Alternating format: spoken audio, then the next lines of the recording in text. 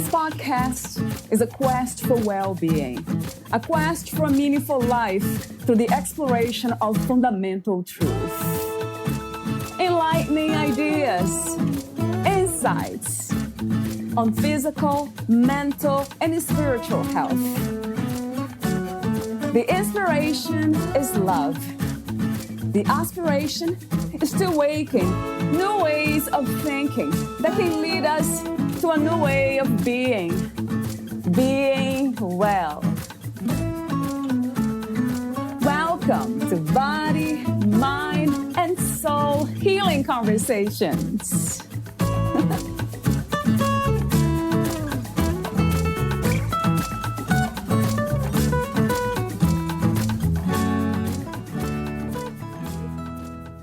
Valeria interviews Grace Avalon, the author of Thank God I'm Crazy, My Journey to Sanity.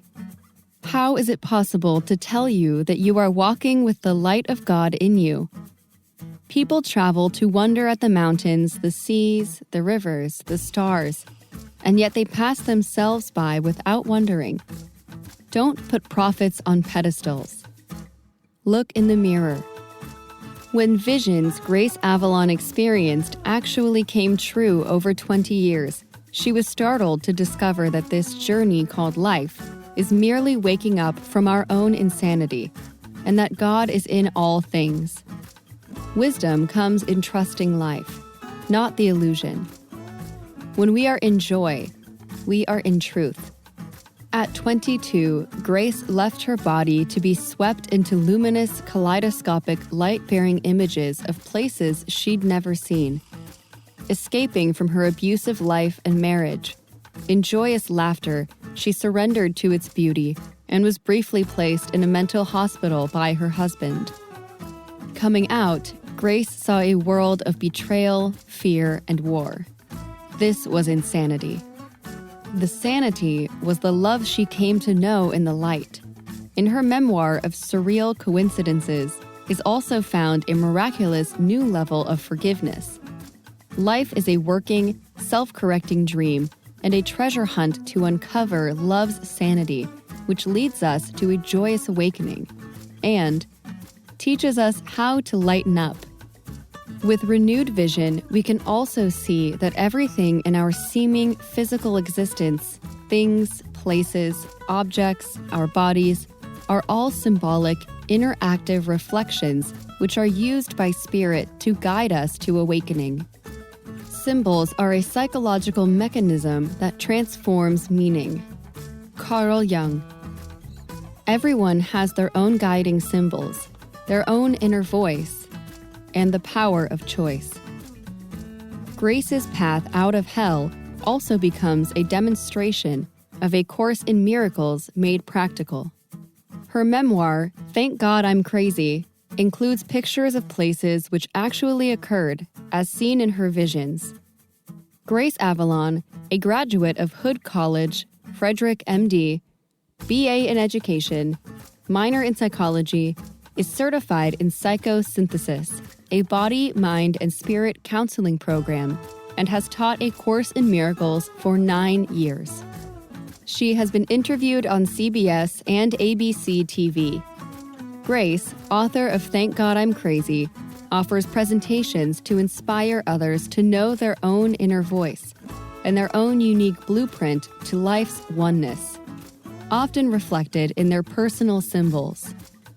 A former educator, administrator, and businesswoman, Grace, also a relationship counselor, gives seminars and workshops for anyone who's known abuse, thought they were crazy, or wants to live a meaningful life.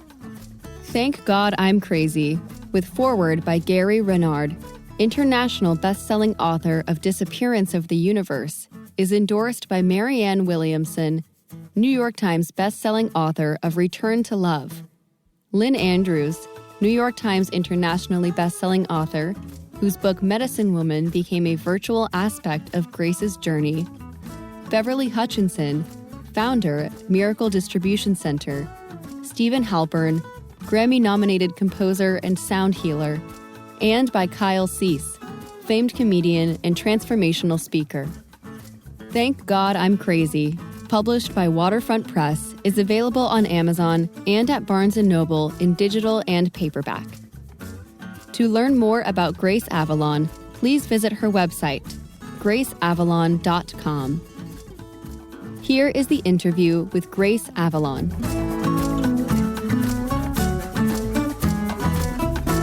In your own words, who is Grace Avalon?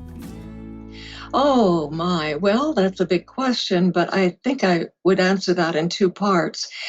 In what I call this illusory world of form, I've been a mother and a former abused child and victim of an abused marriage, a special education teacher, an administrator, a businesswoman, a counselor, and an author. But all of this is Grace's ongoing special curriculum in this lifetime that is helping me to continue to awaken from what I've learned to see as a collective dream of insanity that we call the world. These particular experiences are what my higher self, or some may call the Holy Spirit, knows that I need in order to remove blocks that are caused by fear that I have, which keep me from seeing what is real, the only thing that is real, and that is love. And there is nothing else. This is something that is stated so clearly in A Course in Miracles, which I have spent many years with. That is what I really am, and what I've learned to see in everyone when I look beyond the body. Because Grace is an innocent and perfect child, and the creation of God and part of the One, and so is everyone else. And while I seem to be in this dream of life, as I call it, I'm peeling away thoughts from the ego's ideas of guilt and judgment and fear. And these are all aspects of one mad idea that we could all be separate. So I'm doing this by forgiving myself and everyone else for believing that we are separate. And in this way, I'm awakening from this insane dream at my own pace to accept the eternal gift of life, which actually has already given me. And that's why I'll just say, concluding, that's why I was inspired to write this book, Thank God I'm Crazy, for others, and to call it that in order to share my prophetic experiences, which taught me that when we can see the insanity of our lives, then it opens the door for us to see the sanity of the love that we really are. And I always love to quote Mark Twain, who says, when we remember we are all mad, the mysteries disappear and life stands explained. Wow, how wonderful. Thank you so much, Grace. Yeah, that's beautiful. So before we talk about some of the topics in your book, Thank God I'm Crazy, I have a few warm-up questions, as I mentioned off record. So the first one, I guess I'll ask you this question now. I saved it for later here for some reason, but I'll ask you now. What is your own definition, or what is to be crazy? Oh, I love that question. Well, to be crazy is to believe in the illusion of the world. Because, if we look for logic and we look for good solutions, we might find them, but they're only temporary. The world will never satisfy us. And that doesn't mean we have to go around being miserable. It's a whole other part of my story. But to be crazy is to believe in the illusion of the world, and it is all out of fear. It's insanity, where sanity is when we see only love. And that takes training, takes mind training.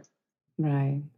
And that leads to my next question. What is the mind? Where is the mind? Well, the mind, first of all, is we are all one mind. There is no individual mind. Even the word soul implies that we are separate.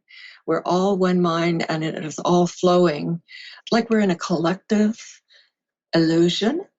But that illusion is not real, but we are. And that's really important.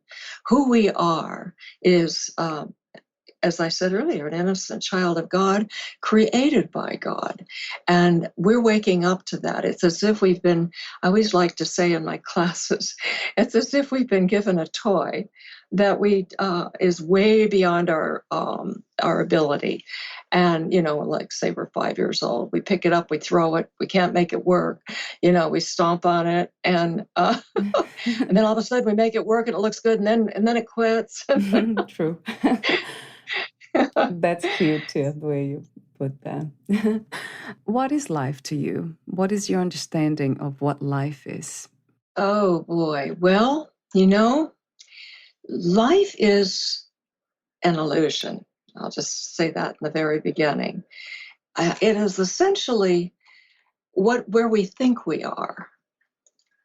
But life in this world it's a dream. It's an illusion. But it's a learning, teaching illusion. It's like we're all in the same university and we all have different curriculum, but we don't all have a different truth. And that's important. A lot of New Age thought especially wants us to believe we all have our own individual truth. Well, that's a loving concept, but it's misleading.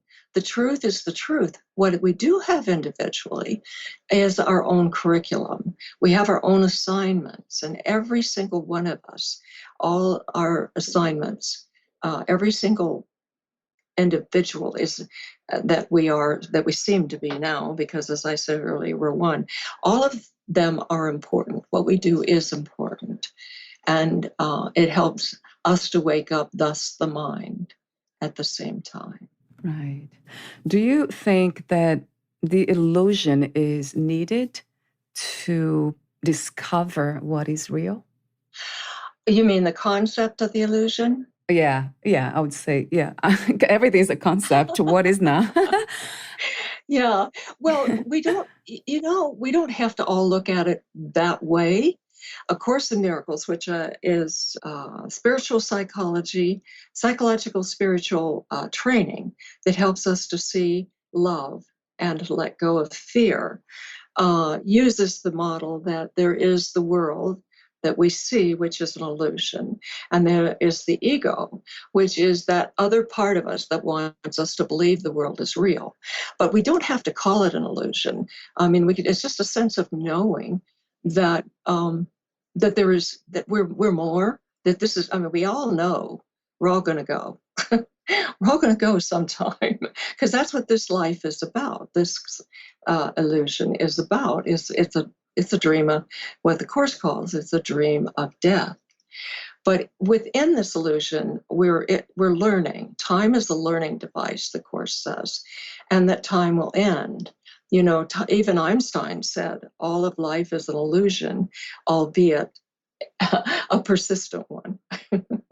So I'm wondering what the ultimate purpose of this illusion, of this dream, of this relative reality really is.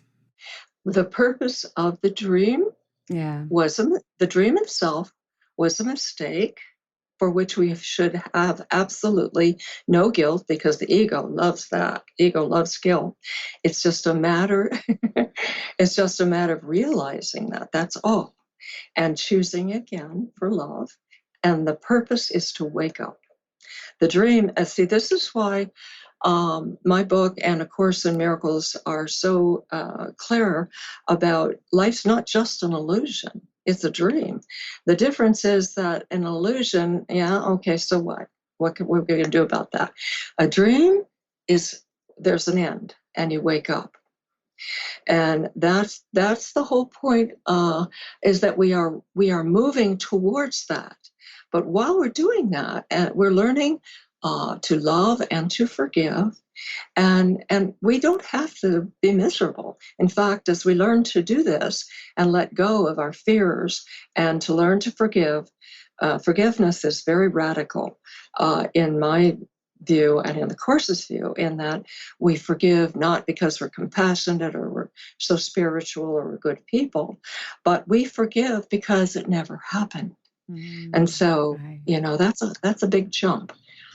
Oh, I love that. I love that. Yeah, I'm familiar with the Course in Miracles, and I love this concept. Everything's an idea, but some ideas we have, especially in the dream, is love, this perception that we think we know what love is just beautiful too, in whatever form and way we interpret. What is love to you, Grace? Wow, that's a big word. All right, let me just give that a thought. How do I find? I don't want to. Love is it's sanity, and love is the only thing that is real.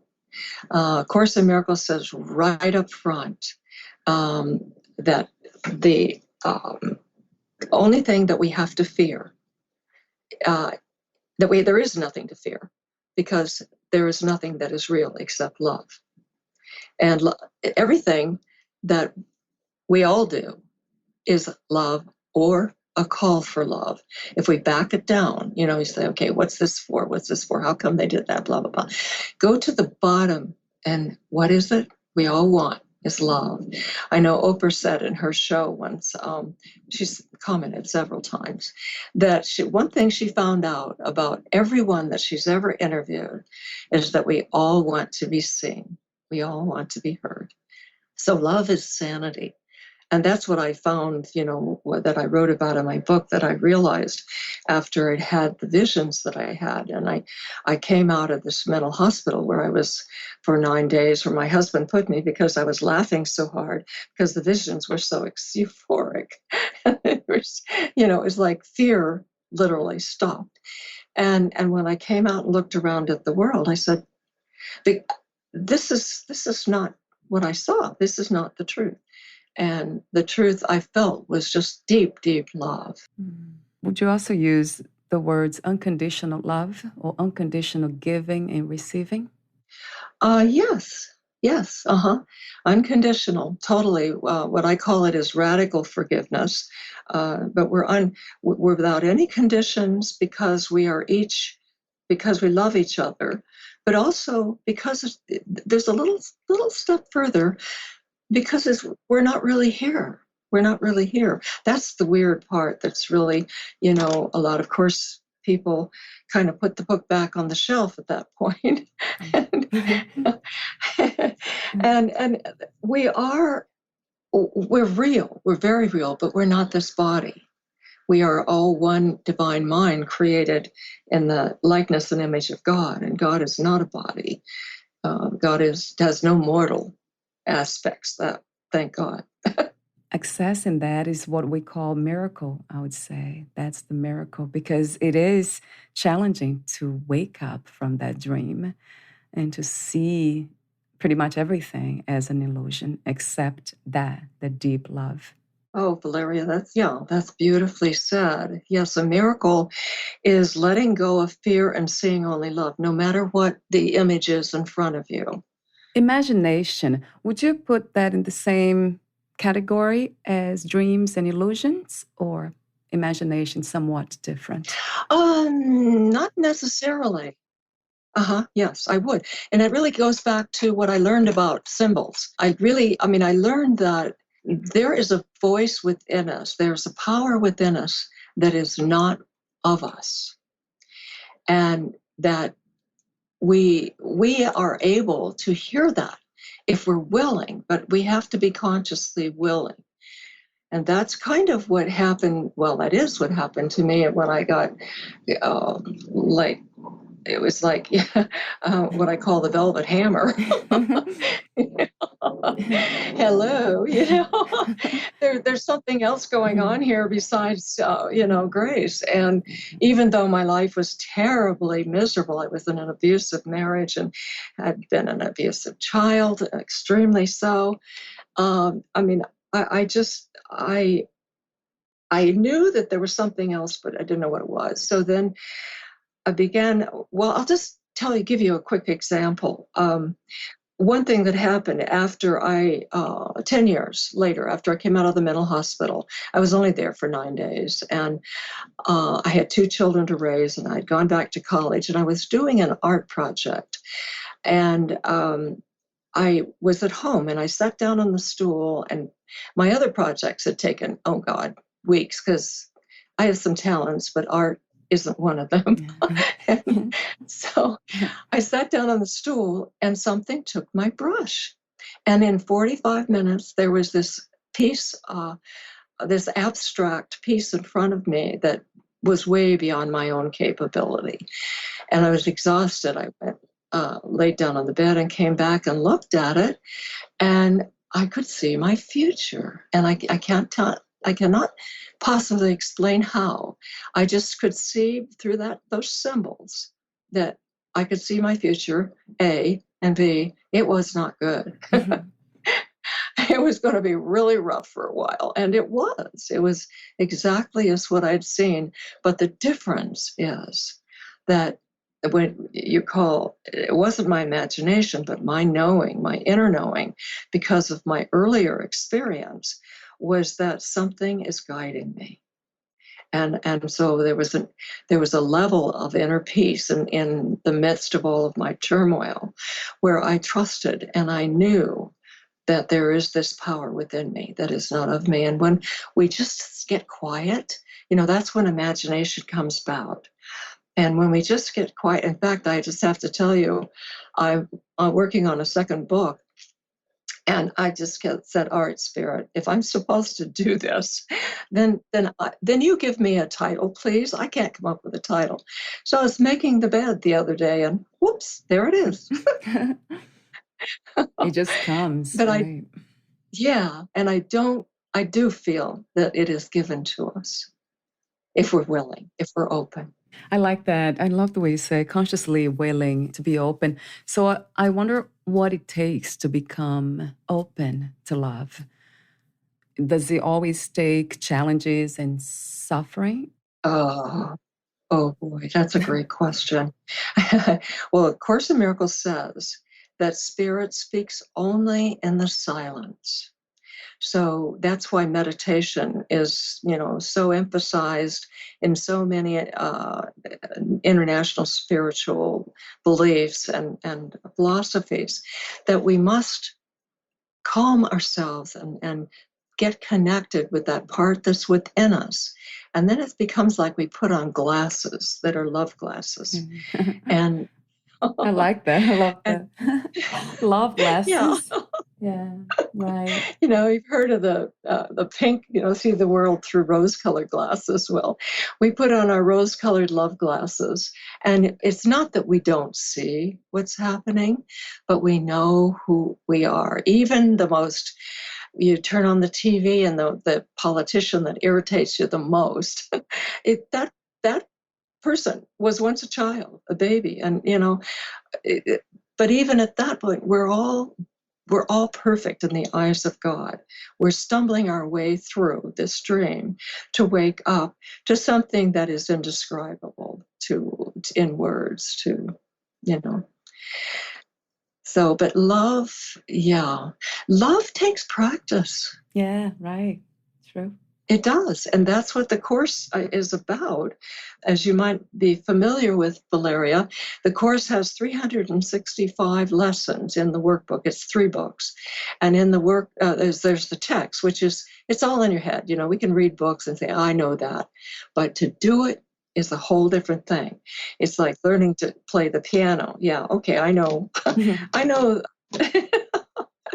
What the scale is, but to put that all together and make music out of it, oh boy. So love, because we're, let's face it, we're human. We're in a human situation, but it's so beautiful because I did anyway. I recognized the authority of the voice that comes from A Course in Miracles. Now, I want to just put a caveat there. And the Course says that it's not the only way to God. But if it attracts, if you're attracted to it, then this is your way. And I definitely was. If you're ready for it, it's a radical belief, as is mine. But for me, it works. And for a lot of people, it works. A Course in Miracles is, and I think I'm not current on this, but at least 22 languages. And there are groups that meet all around the world, thousands and thousands of groups. And the course is getting more well-known all the time. But learning to be loving, it makes you happy. Yeah. It is definitely a happy, joyful practice. Yeah, no doubt about that. Love is an experience of happiness. I love that too, the way you say it. Yeah, I agree. What is freedom to you? What does it mean to be free? Oh, well, freedom to me means to let go of guilt and to let go of, and that my own guilt. We have a lot of unconscious guilt that really came from, let's just say, there's a lot of analogies of the Big Bang and the beginning and Adam and Eve and so forth. And of course, his analogy or example of that is that in all of eternity, where all is one right now, the Son of God, that being all of us, had one tiny mad idea. And that idea was that we could be separate from God. And so we immediately, so then it says, but we forgot to remember to laugh at that idea. And that's our only mistake. And so from that, we are now in this, it's almost like in that very instant, the body was formed, the ego was formed. This is all our defense against that one wrong decision. So we're in this formation that seems to be very real. So for us to be free in this mess that we created, right. is to let go of guilt, that guilt. And this is something I've, in my last few years, have been so aware of, is that we have a lot of unconscious guilt, that sense that we're a worm in the dust. And, I'm not good enough. Or if anybody knew who I really am, oh my gosh, that kind of just existing guilt just because we think we exist. So I'd say that's the first step. At this time, what do you think is the world's greatest need? Oh, golly. I love that you asked that, because just prior to coming into this interview, I flipped off the television where I live in California, near Los Angeles, and there is a large mural being painted as we speak that says, "Resist hate." And I just think it's so wonderful that really we're going through, it's not just a pandemic, it's a paradigm. It's a paradigm of shifting. And the only way that we can do that is for the dark to come up. And goodness knows, for the last, several years, we have seen hate and darkness and, mistrust and abuse. We've always seen that, but it seems to have accelerated. And so why is it there? It's on our screen, the screen of our one mind. And we're looking at the darkness because the darkness cannot be healed unless it is brought up and let the light heal it. So I believe that the light is now healing the darkness. A lot of it's happening. A lot of good is happening out of this. Yeah, I believe that too, Grace. Yeah, we can't really heal what we don't know that is in need for healing. So that needs to be exposed. Oh, good point. Yes. If we don't even know we're on the wrong path, how can we heal it? It's the right, let's say, course. Everything is as it should be. Yes. What is your understanding and idea of peace? Peace is joy. It is tranquility. It is laughter. I love laughter. It is accepting everyone as they are. It is letting go of the ego's qualities of judgment and as I said, guilt and anger and attack. Because if we are doing those things, we're not at peace. The Course says that when you attack someone, even if it's just in your mind, the analogy is that there's a sword that falls on their head, but that sword falls on your head at the same time. And so our thoughts are the most important things, because we are all one mind, and our mind is what we're changing. Our mind, we're making choices all the time. And as we change our mind from a situation that maybe is really challenging, and we just say to ourselves, I forgive that. And this is what Course helps us to do more quickly. I mean, in the beginning, it's like it takes days or weeks or months, but pretty soon you get so you can say, I forgive that. I let it go. I recognize it isn't real, and I see what is real. And then I'm in peace. I love this idea of inner peace. It starts with the mind, right? Thoughts. And that's another question I often ask regarding thoughts. Do we replace them? Do we add new ones? Or we remove those harmful thoughts? Oh, harmful thoughts. Oh, I see what you're asking. We just say, choose again. I like to say, cancel, cancel, and it's gone. We don't hold on to it. We don't give it any energy. The ego would love that. It would love to come back and remind you of what you just thought. Right. So true. To make you. So true. What is the ego? I know a lot of people call it the false self. How can we navigate this relative reality without the ego? Oh boy. Well, the ego, as I said, is what was seemed to come into being when we made that choice to be separate and forgot to laugh at it. And that's when bodies, we seem to have bodies, we seem to be separate.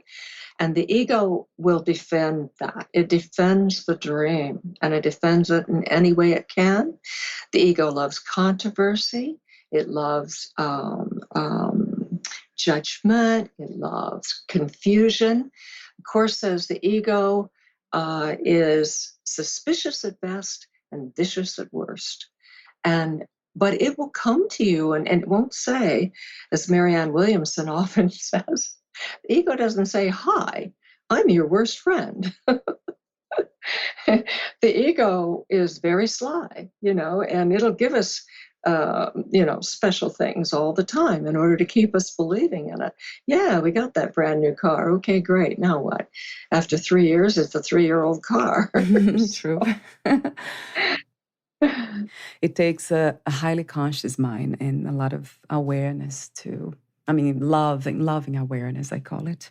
Well, yes, like you said, that's what we need to do, is become conscious of it. And we're always in the right mind or the wrong mind, and there is no gray area. That was really helpful for me to learn, because then everything is much clearer. We're either in the mind of the ego or the right mind, which is that inner voice. And so what I began. I love that clarity. Well, and so what we begin to do then is we say, okay, where did that thought come from?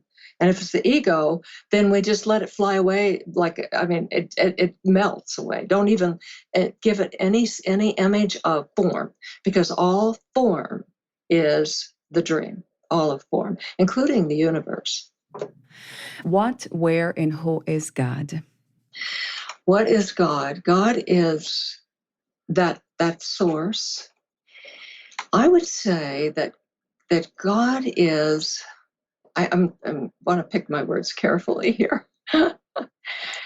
It's a word or a symbol that's been used over centuries to refer to that mysterious source of all life. But as I said, God is not a body or a being.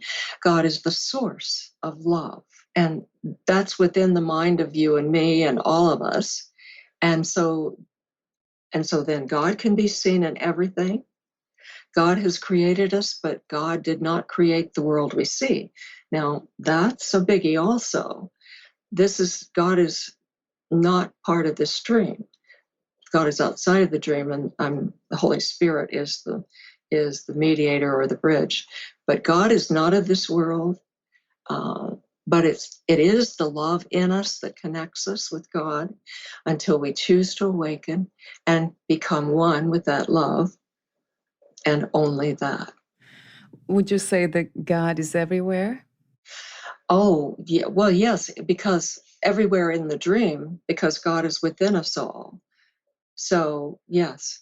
And we are co-creators of love with God. But we did not, and we cannot create God. It's like, just as I'm a child of my mother and my father, I can also create children, but I cannot create my own parents, and nor can I create God. So God's the beginning, and there is no end. There is no time except in the dream. Only eternity is real. So let's talk about your work. Enough with the warm-up questions. How did you become a writer, Grace? Oh boy, great question. You know, that's something I never, as earlier in my life, ever desired to be. And when it came time to write the book, I resisted it for a long time because I knew it was going to be a big job. And it did take 10 years for me to write the book.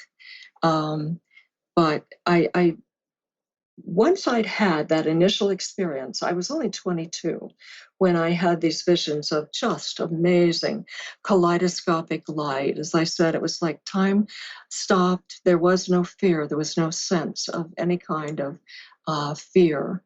And I'll just say, I was sitting on the sofa like at 4 a.m. one morning I'd had my second child, and this was in this abusive marriage.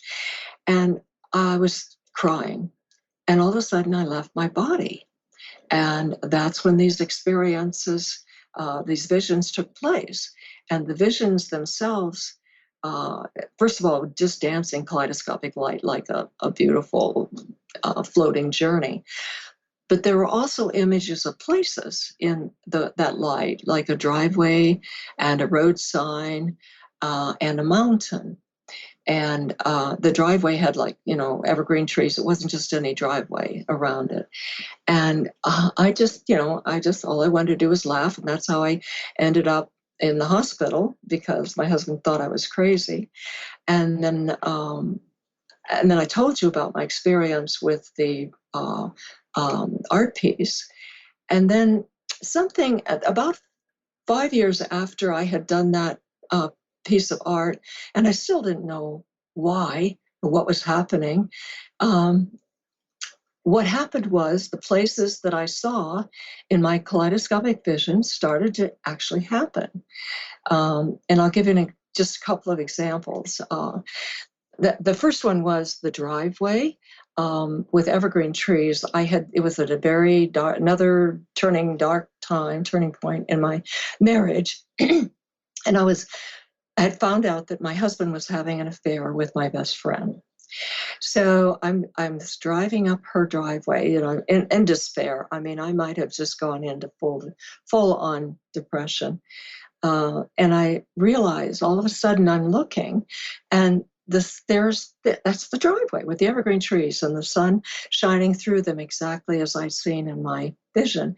So I began to know, wait a minute, this is just like the art piece. I'm being guided here.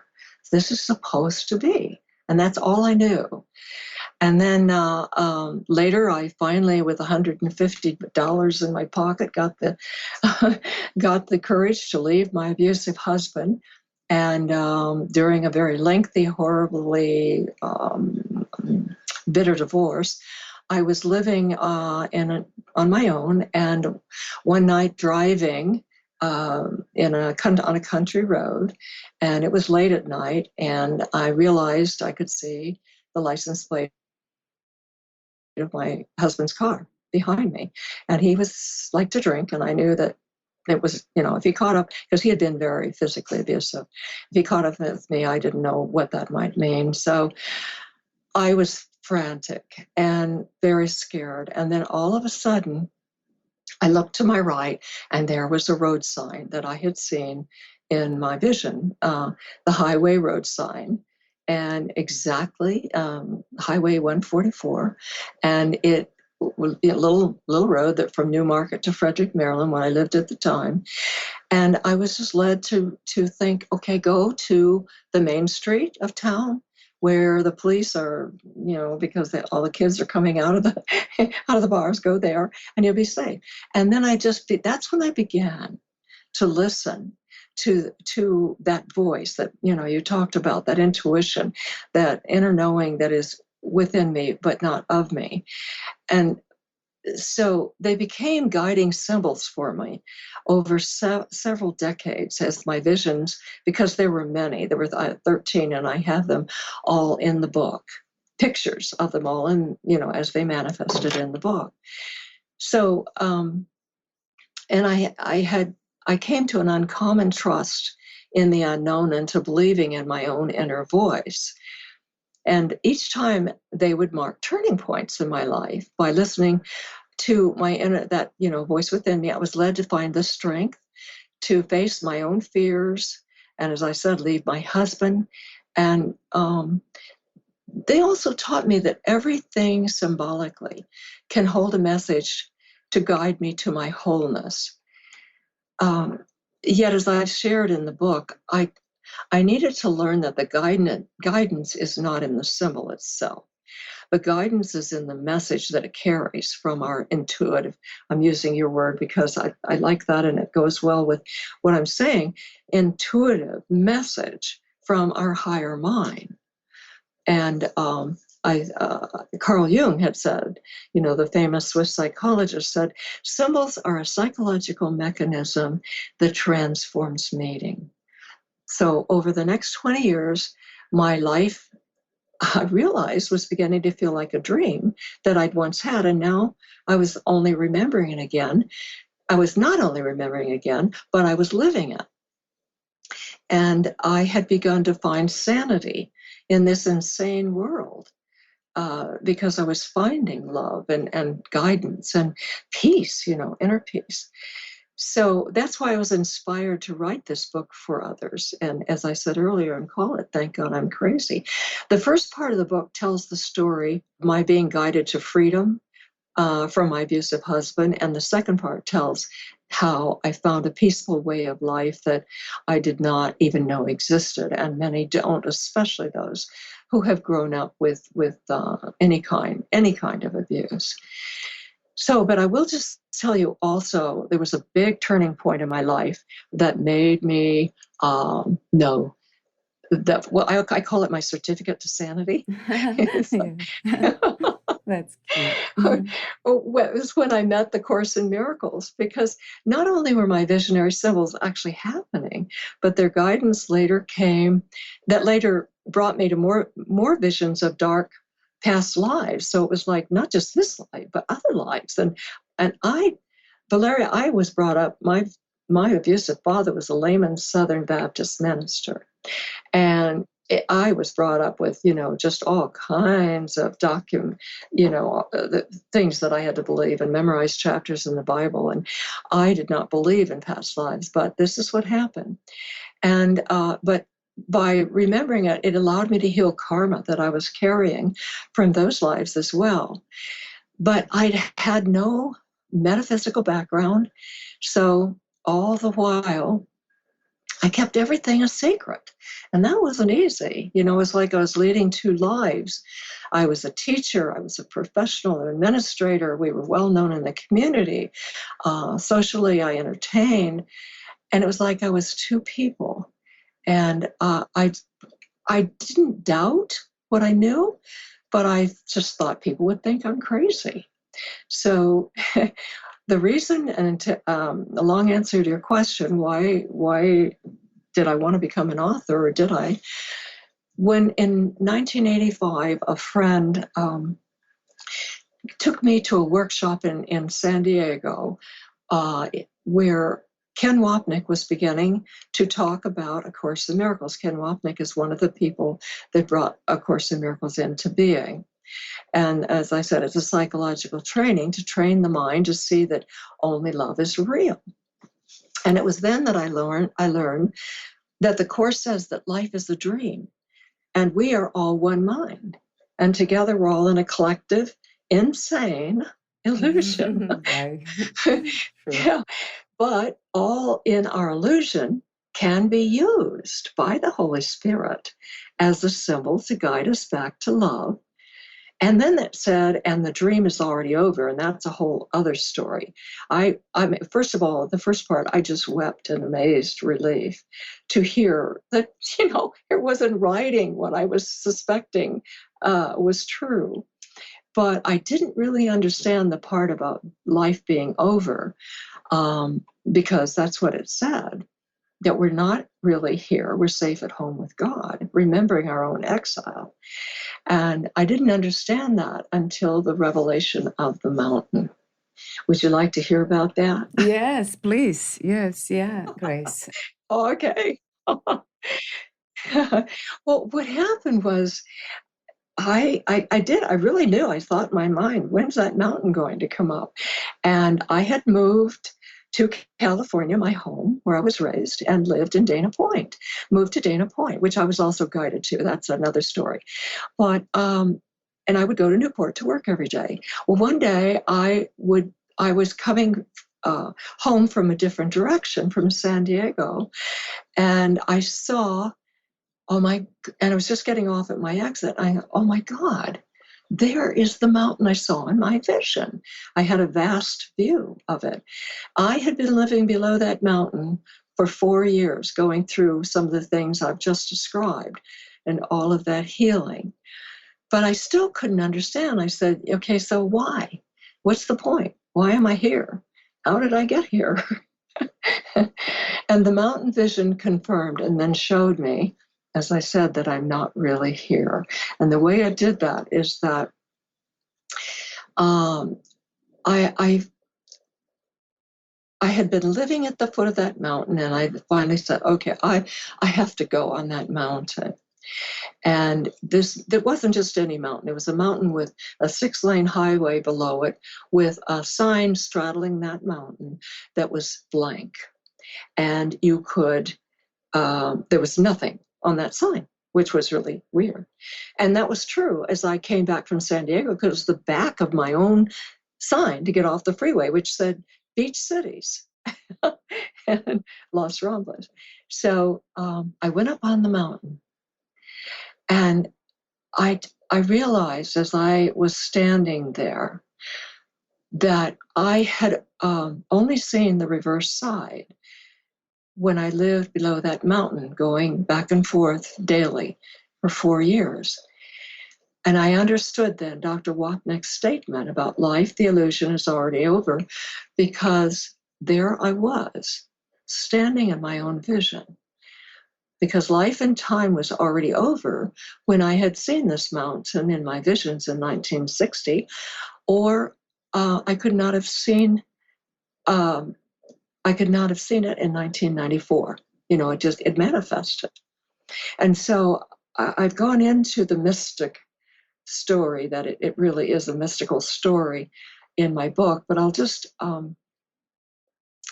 the aha evolved, and I will just suffice it to say that it's like a twinkling star. We look up at the sky at night, and the stars are beautiful.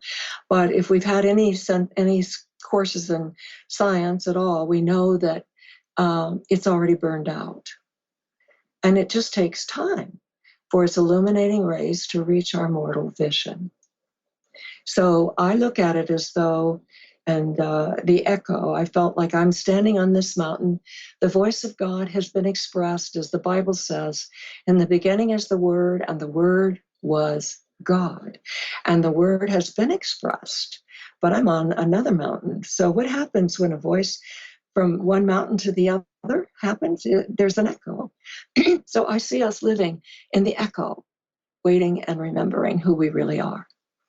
What are the impediments? What are the obstacles for some of us not to listen to that voice? Well, if I can answer that in one word, it's the ego. The ego is that part of our mind that thinks we're here, and all the negativity that we see in the world, the abandonment, the betrayal, the killing, the inhumanity to man. This is all part of what is, you can put it into the concept of the ego. And the ego does not want you to recognize love, because then it doesn't no longer exists. And when it no longer exists, we wake up. So we are resisting waking up because we're afraid. We're fearful. We're fearful of what we don't know. So we're almost at the end of the interview, and I have forgiveness is a huge subject. I love the way in the Course of Miracles it's expressed that there's nothing to be forgiven in the first place. Do you have another way of teaching forgiveness for those who yet don't understand that profound wisdom? Well, for example, how could you forgive others when you've been victimized? Ultimately, once we realize that our goal is to be happy, there really isn't any other choice than to forgive. There isn't any power in being a victim. And to not forgive, I discovered, is also being a victim. And I know you've heard that saying because I heard it on one of your other interviews. I used to say this to my class. It's said that, there's a saying, I think it's an old American Indian saying, that to not forgive is like drinking poison and expecting the other person to die. So who's miserable? If I don't forgive, I'm the miserable one. But the other person just goes on with their life. So I've learned that I always have a choice. I can choose to project guilt and judgment, and that would be the ego, which keeps me miserable. Or I can choose what I call positive denial, which we've described, and talked about as radical forgiveness. And that's to forgive all the way. And all the way it would be to see the higher, the innocence in that other person. And since we're all one mind, that person is also me. And I don't try to deny what's happened, but I'm learning to look past it to the part of that other person that is joined with me in our oneness. And that takes practice. It's not something, that we are inclined to do. Yes, that's true. But it does work. And I know many people who, they're in my world, of course, there are a lot of them students of Course in Miracles, but not always, who I go, well, do you remember that movie? You're too young, but the movie Gone with the Wind? Yeah, I heard about it. I think I watched, yes, but I don't remember the storyline. Well, there's a person in there, there's a wife who gets betrayed by her best friend, who gets betrayed by someone who's supposed to be helping her birth her baby, and by her husband. And all she would do is smile and say, I know you didn't mean to do that. Well, when I was young and that movie came out, and I would say, oh my God, I don't believe that. It was like, yuck. Are you kidding me? But that is what we do. Yeah. That is how we learn to let go of the ego. Why? Because we want to be at peace and we want to be happy. But, I will just say that people will say, don't tell me that this is all a dream. I've got bills to pay. I have food to put on the table. I'm not saying this is not our experience. And that's important. I'm saying that our experience is not real. But you know what? Meanwhile, we can be normal. We can be happy. It doesn't mean we can't have sex. We can't have things. We can't have wealth. We can't have cars. It's just a matter of what's going on inside of us. And I know when the symbols were helping me earlier on, I remember going outside and just laughing and putting gas in my car and thinking, oh, this is fun, Right. Yeah. All of a sudden life you feel lighter. And I looked in the mirror, if you see a picture of me now and a picture of me when I was being in abuse, you could see in my eyes the difference. You can see the difference. And I'm not saying I'm there or I wouldn't be sitting here right now. I would be, the whole idea is enlightenment. But what I can say is that the journey has been one of learning how to let go and lighten up. Somebody said to me recently, she said, it's not about enlightenment, it's about enlivenment, just being alive, seeing everything as a miracle. So that brings joy from that space of peace. Yeah, that made sense to me too, the way she said it. Yes, because you do become more alive. You're more awake. I mean, that's what it is. You're more awake. I have a few questions for you. I call them final questions. But before that, would you like to add anything or read a section in your book? I know we didn't speak about the Me Too movement. Oh, right.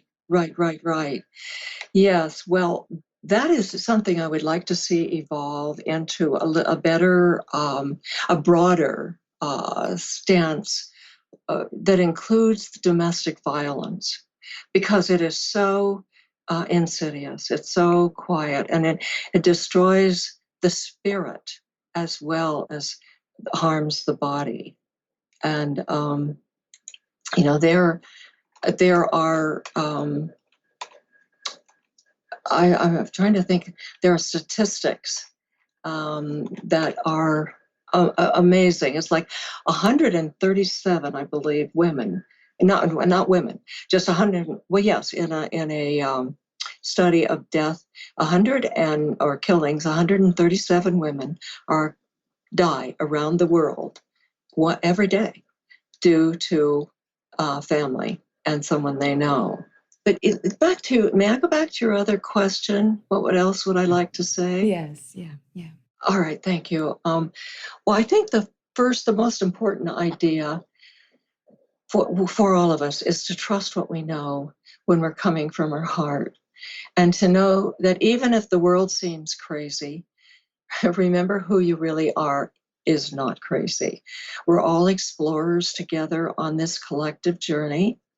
And the world it's just a training ground for our higher and our happier knowing. Time being a learning device, we're always looking for the bigger picture, because that is where our joy lies, as we just said. I think one of the most important ways to do that is to no longer see life as a struggle. The ego loves it when you set up walls and barriers, because we're letting go of blocks. That's what the Course teaches, letting go of blocks. Struggle creates opposition, and the ego loves opposition and controversy. And that makes fear and negativity real. And I'll just say, perhaps one simple approach might be to begin shifting our focus of our perception of our own life, so that we can allow ourselves to just sort of gently lean into love. Just know we're doing that. And don't feel guilty or judge ourselves if we become angry or fearful, because we will become angry and we will become fearful. But just know that the ego loves that, because then you don't want to create guilt. Just choose again. Just allow it to be. Don't fight it, and forgive yourself. And love yourself for your ability to notice and to make that choice again. And then I think lastly, as I said earlier, I think the most important thing is to remember to laugh and share your joy with others. As I laughed, in my visions in the kaleidoscopic light, and the Course is telling this, that we forgot to remember to laugh. Laughter's healing. It's sacred. It allows us to let go and be harmoniously bring us together. And it's when we are in our own authentic essence. And I always like to start my class. I always did for 9 years with a joke, which I didn't tell. I read it, because I'm not a good joke teller. but the minute we did, it was like the room was cleared, and we were all bonded. I love that, Grace. Yeah, laughter. Yeah. There's something about laughter that we cannot laugh if we're not at peace. Well, I think that laughter opens the door to peace. Right. It helps us to rise above ourselves, and to be an observer and say, oh my God, that was so silly. What was I thinking, And then that's when we come to peace. True. I love your So I always message. say, Oh, thank you. I just want to say, I always say to people when I'm speaking, so when you find yourself staring into the headlights of fear, remember to stop and laugh at your temporary insanity, and then say, as I often do, thank God I'm crazy. Right. Um, yes. Although I don't use that word that often for some reason. Well, the world has a very negative view of it. That's another reason it took me a while to put my book out, because the first thing I got before the book from Spirit was, that's the title. Yeah. That's cute.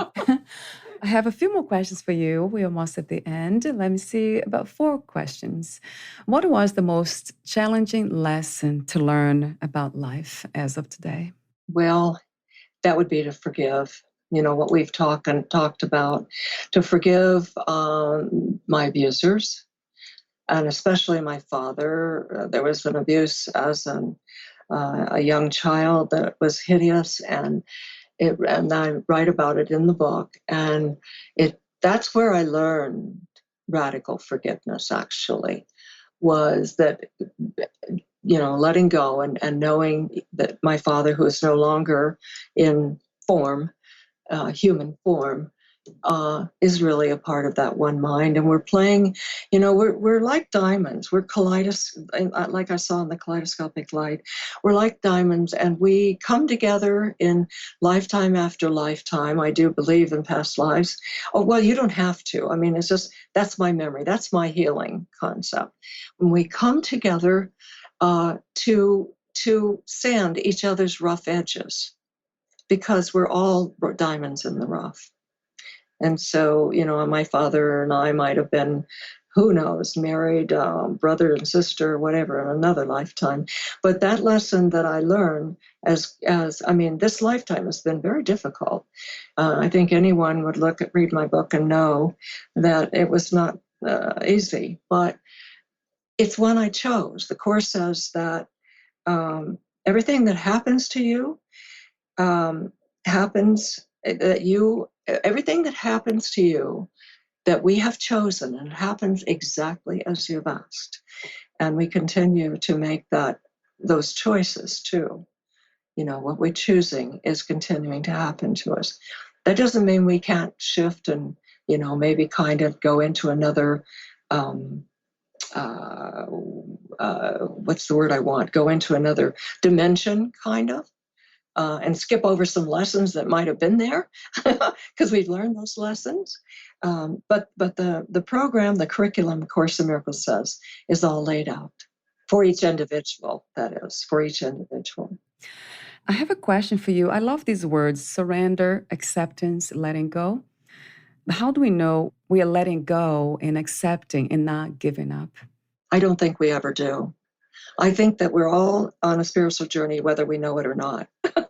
When we let go, we get up the next morning, we go, well, I'm still here, Yeah, true. Or that person at work, that it's like, I cannot spend one more day with that person.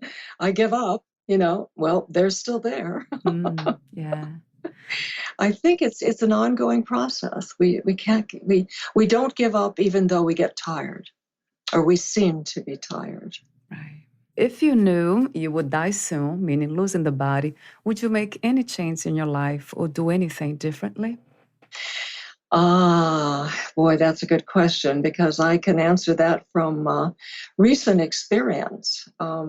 I spent 34 days in the hospital 2 years ago with colon cancer. I knew at the time, immediately said, this is God's will. This is part of my curriculum. And what I can do is to just let go and know that this is meant to be. I think, as the Course in Miracles says, everything that happens I've asked for, and it happens exactly as I've asked. And I'm glad and I'm grateful that I have not ignored my lessons, that I've resisted some, but I feel that I have forgiven all that seemed to happen. And you know, the Course says that no one dies without their own permission. Yet it says also that there is no death. So that's the whole point. There is no death. Death is it's only the dream. And I see it and I talk about it in my book as it's a graduation to another lifetime for a chance to make better choices, to become enlightened, or if I'm ready, death is the doorway to now experience enlightenment. But either way, I'll get there. And I'll get there along with everyone else because we are all safe at home with God, remembering our own exile No. and capable of awakening at any moment.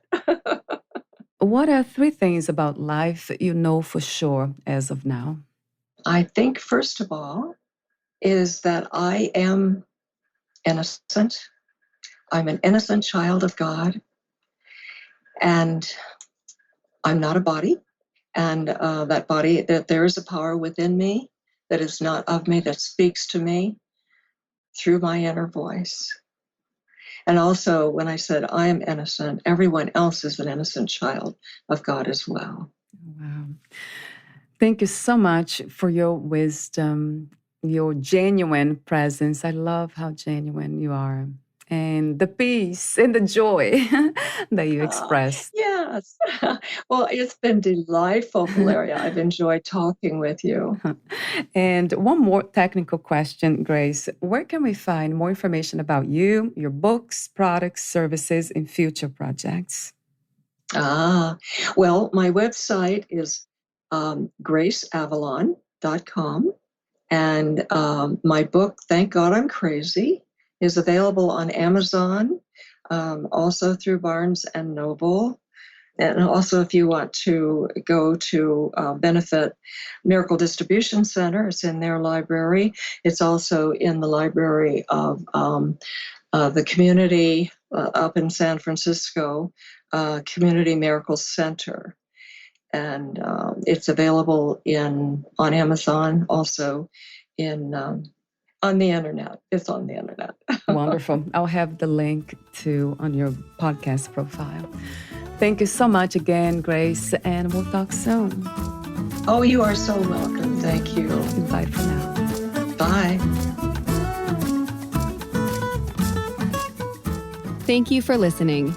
To learn more about Grace Avalon, please visit her website, graceavalon.com.